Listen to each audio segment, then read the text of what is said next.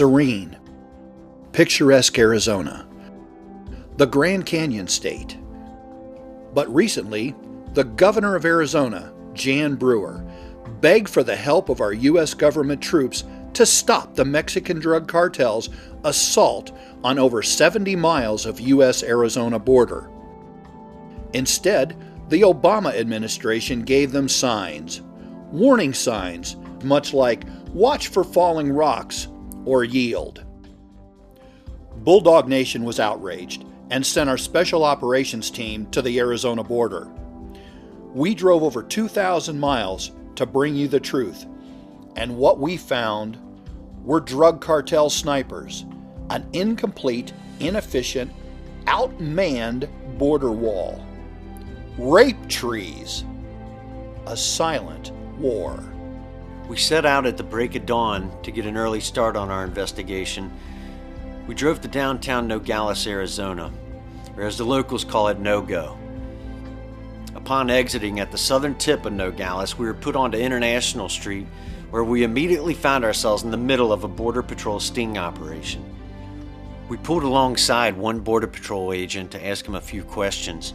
Okay, we're here at the international border, and luckily for us, about 5 feet to my right is a Border Patrol officer who said that we can shoot some video and do whatever we can do whatever we have to do. It's a free country, but he said, "I didn't see you."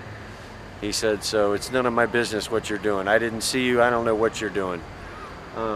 There's something going on here. I mean, up the hill where Mike will pan over here in a minute, there's several Border Patrol SUVs up there, and right across the Mexican border, there's I don't know if there's some arrests going on or whatever, but you can tell right now where we are, everyone is at heightened alert right now.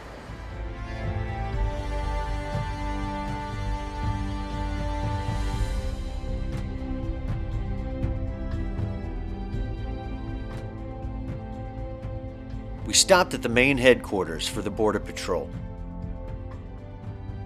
and they led us to Captain Tony Estrada of the Santa Cruz Sheriff's Department. We wanted inside information on the Mexican drug cartel. We wanted to find out how they operate. What can we do for you? I really appreciate your time, and I just wanted to hear some of your thoughts as far as what's been going on. What's been going right, what's gotten better, what's still sketchy, what's still dangerous. Well, obviously the danger is always there. Being a border community, especially this particular county. Out of the 15 counties in the state of Arizona, 15 counties, I think we're the third smallest in size and in population. Of the 4 border counties with Mexico, which is Yuma, Pima, ourselves, and Cochise, we are the smallest one. And we have about 45,000 people on this side. There's about 400,000 people across the line. So you can imagine the dynamics and the challenge of having a small county, a big, powerful nation in the world, and in your backyard, it's literally, that's what it is. You've got 400,000 people, 4 times as many, a third world country. And so you've got a lot of activity, you've got a lot of drugs coming through, and obviously you have a lot of human smuggling coming through. Captain Estrada proved to be a valuable asset to our investigation. He also arranged a ride-along with a sergeant major with the Undercover Narcotics Task Force. Yeah, so here you got your walkthroughs, you get people trying to body carry and stuff through here all day long. And these little customs guys, it's their job to try and weed them out. Our new friend, the sergeant major, told us that it's nothing more than a cat and mouse game 24 hours a day, 7 days a week. He was explaining to us the different creative measures that these Mexican drug smugglers will go to in trying to smuggle drugs into the U.S. He drove us down to the post office. What you got is a little, storm drain here, a little canal that links up with a larger Morley tunnel that goes straight into Mexico. So you'll get your drug smugglers, they'll package your marijuana, and they'll come in the tunnel from Mexico, underneath the ground in the United States, and they'll wait down here. You'll get a car pull up like it's going to drop its mail off here. A couple of guys come out, throw the bundles in the back of the car, nice and neat, and you're on your way. by the time the call's even made to the police department, they're 3 blocks down the road. So. And the guys, the drug smugglers, are where? They're down there in the sewer in the storm drain. They go right after they load the bundles in the car. They're right back down there and on their way back to Mexico. And how long does it take them to get in that tunnel and get back to Mexico? I don't know how long it would take them to get back to Mexico. I wouldn't imagine too long because we're only about, less than a half mile north of the border at this point. Okay. He also informed us about the sewer drains. The Mexicans will get into the sewer drains and they will put hundreds of pounds, one time 700 pounds of marijuana stopped up the sewer system. The first indication we had a problem was when one of these sewer drains was spouting water about 100 feet in the air, and when they took the cap off to figure out what was going on, we had 7 or 8 bundles of marijuana down there clogging the whole operation up. And wow, I have never in my life smelled anything that bad. Another creative tactic the drug cartel employs is the utilization of sewer drains. I thought there was a smaller one up there, but same thing here. Access right in there, and you'll get a car, it'll pull up, it'll park right there, and a lot of times what they'll have is like inside your rear wheel well, you have kind of a plastic splash guard or a fairing in there for the rear wheel well. They'll cut access into the trunk or something. They're about that big, and they'll pull up right there, and the guys down in the tunnel will make their little bundles like little cigar tubes, and they'll just right into the rear wheel. I mean, unless you really, really know what you're looking for, you'll never even see it, and they'll be on their way. Wow. And they are fast too, let me tell you. I mean, we've watched them sometimes load it, and you think it would take them a while to get a couple hundred pounds in a car. And I mean, they make NASCAR pit crews look slow. But for instance, okay, you see that house? Yes. I mean, that's in Mexico. You think that's an accident? You think somebody just said, hey, you know what? This looks like a great place to build a 3-story house with a turret on top of it, no less. Then we saw the wall, 21 feet high. It's set 6 feet underground in concrete.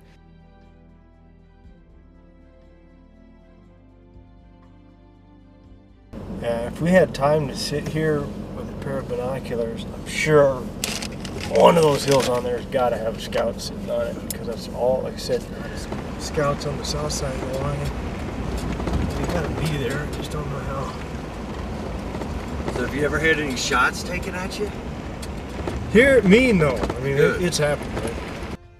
While the border wall is 344 miles long, to protect 1,950 miles of border, we traveled down the wall, the 21-foot wall, for about 10 miles. And then all there was a 4-foot barricade made out of steel railroad ties.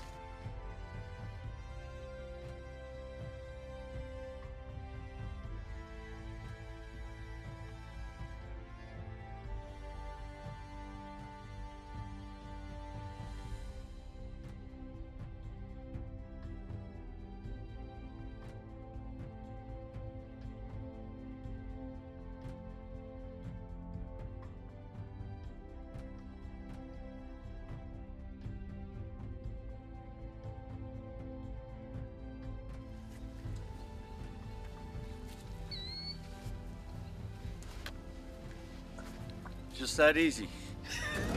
This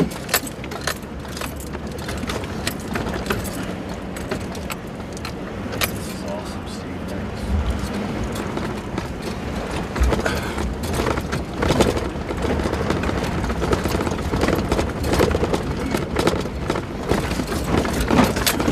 Probably coming to see who we are.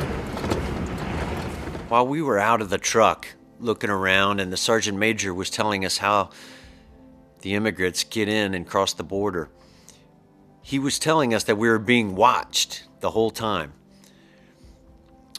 Right as we were getting ready to get back in the truck, all of a sudden he said, "I got you now!" We didn't know what he was talking about, and all of a sudden he grabbed his binoculars and looked up on the hill. Mike zoomed in, and they both said, "Yep, we see him." There were actually 2 snipers up on a hill. I grabbed a pair of binoculars, and I was able to see one of them that still had his long rifle pointed right at us. The sergeant major was showing us creek beds that they actually drive into America. Now what they will do is they drive in to bring their drugs or human trafficking. And if the Border Patrol catches them, they simply turn around and make a run for it back to the Mexican border. Now, if the U.S. Border Patrol is closing in on them like they're going to capture them, that's when the sniper opens up fire. We said earlier how Governor Jan Brewer requested 3,500 troops, and all she got was 15 signs. Well, we learned that there are a few National Guard troops there. The whole time we were there, we saw 6 armored National Guard troops there. And they said that one of the things that's customary for whatever groups, immigrants, what do you call it, illegals, whatever, coming across the way, is you might see some women's panties in a cactus. Yeah. And that's a sign that a woman's been raped. No, that's or they refer to the infamous rape tree. The rape tree. Yeah, and that's absolutely real. That's, you know, one of the perils that especially the female illegal immigrants face is, you know, they're commonly raped, you know, on both sides of the line, not by Americans but by the smugglers that are bringing them across, or by bandits that are waiting out there on the side. And these bandits know where to find them. They either target them on either side of the line, and they, you know, they'll rob them. They'll take whatever money they have in their pocket, and that's all the immigrants in the group. And you know, take advantage of women if they can. But the rape tree thing, that's absolutely true. That's real, and it happens. And it's just one of the, you know, the tragedies of this whole thing. When these cattle guards are used as landmarks, and, you know, I think this is the third cattle guard, because they count them starting from 1, but I mean, you'll see the trails. But, you know, these fence lines, they use them as navigational points, and they'll bring them right up.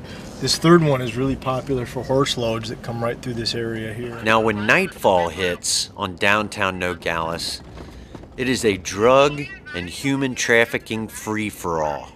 Cartel hitmen drive the streets in cars marked with Ferrari stickers. Scouts, too numerous to count, roam the city on foot, in cars, and on bikes, reporting every move of the enforcement officials. While we were filming on a known cartel location, not only were we being watched, we were photographed by cartel members.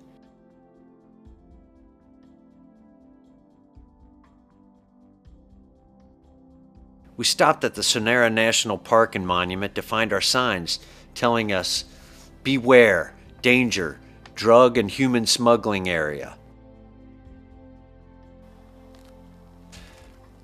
In contrast to the sign that you just saw, which is about 15 yards over to my left, right here, you can see this is another sign that the U.S. Department of Interior Bureau of Land Management placed. It's a national park, you know. It's a national monument here, and this is a beautiful area. This is where people come and, you know, and hike and are free to come and go. But, you know, with what's going on with the illegal immigration, you know, like we were saying, it's not a good place to be. And you know, with the sign that you just saw over there, the human trafficking sign and the warning signs, those were put up. The state senator from Arizona requested 3,500 National Guard troops, and the Obama administration sent them 15 signs. And yeah, you know, the commander that we were riding along with last night was just saying, yeah, it's a real joke. We went to find out the truth about these warning signs that were recently posted. What we found that there are millions of dollars of drugs crossing our border. There are also murderers, rapists, and terrorists entering our country at will. Time to get back on the road and head to Cincinnati.